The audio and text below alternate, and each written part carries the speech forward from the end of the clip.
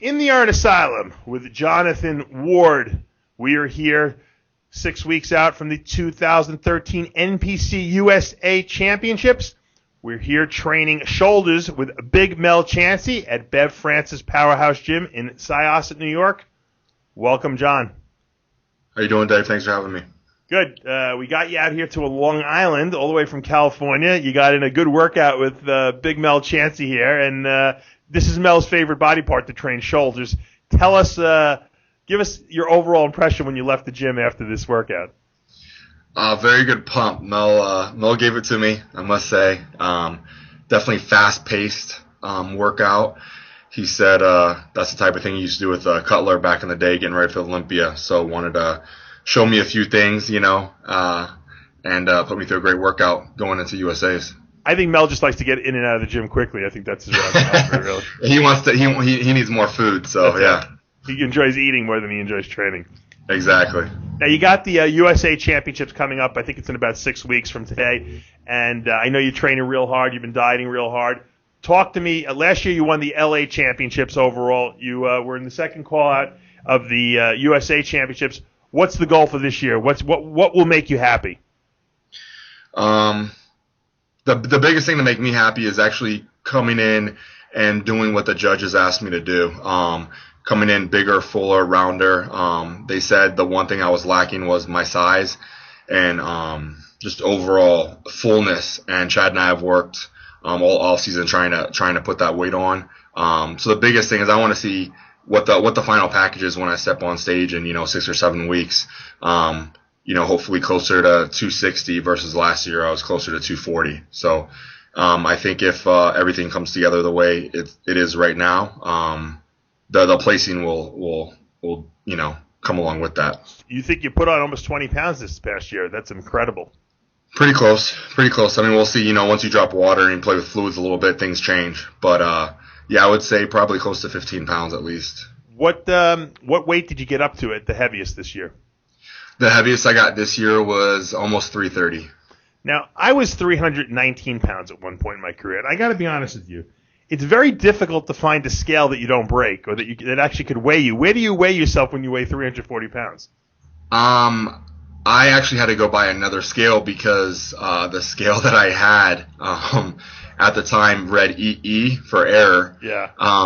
Once you hit that 330 mark. So they actually, with the huge weight loss craze nowadays, with Weight Watchers and The Biggest Loser and stuff like that, they have scales that go up to 440. Oh, wow.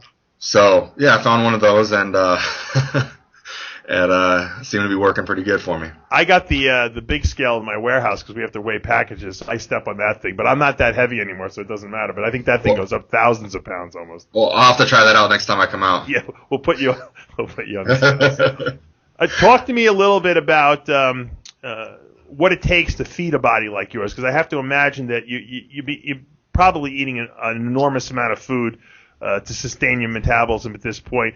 Is it tricky because you got to kind of balance taking out enough food to lose weight, but not too much where you're going to get stringy looking, especially at your height and your size? Exactly, and it was funny that you brought that up. Chad and I were just talking yesterday, going to the final stretch right now, and it's a lot more food this year than last year. The protein's about the same, anywhere from 12 to 14 ounces a meal, but the carbohydrates, I'm pretty carb sensitive, so I don't need a lot of carbs. Half a cup here and there does me good, but it's a lot more than I was having last year, and the fats are substantially higher. So that's helping me out as well. Keeping you fuller. Yeah, I feel like it's keeping me fuller. My body's started to accept the diet now, so I'm able to get into the gym, have some great workouts. I'm training with Chris Cormier now, and the pumps have been insane the last couple of weeks. So it's a good feeling to have going into the USA's. Now, is he working out with you, or is he just training you in the gym? No, just training me. I go up to Venice twice a week, and he trains me. And what have you learned training with Chris Cormier? Because a lot of people don't realize Chris has got very, very intuitive when it comes to gym training. It was completely different than I thought. Looking at stuff, from the bodybuilders in the past, I thought it was going to be extremely heavy. He's a lot more of angles, where the bar is fixed, explosiveness, stretch and squeeze, contraction, things like that, to really actually, the weight is more so a tool to work the muscle, not just trying to push as much weight up as you can. And the workouts are extremely intense. I've never trained like this in my life. So, I feel a lot more confident going into USAs this year. I have to imagine, that, you got a good team. You got Chad Nichols doing your diet. You got Chris helping with your training. I'm assuming he's probably doing some posing with you as well. I actually have Derek Farnsworth do my posing for me. There you go. So you got someone for everyone. Everybody. People don't realize it's very difficult to get up on stage when you're a big guy. You need a team almost working with you, because you'll never motivate yourself, especially when you're dieting. The last thing you want to do is pose, but when you got to meet someone and they're going to put you through the poses, it's a way different world altogether. It helps because it keeps you accountable for stuff. So, Chris with the workouts, there's days you walk into the gym and frankly, you're tapped out. It doesn't matter, because he's ready to go. Chad's keeping the diet changed up. If you have an appointment with Derek, you're in the room. It's just you and him. Granted, all these things cost money. However, to get where you need to be, it's very hard, like you said, to keep yourself accountable for stuff. You almost need that team behind you.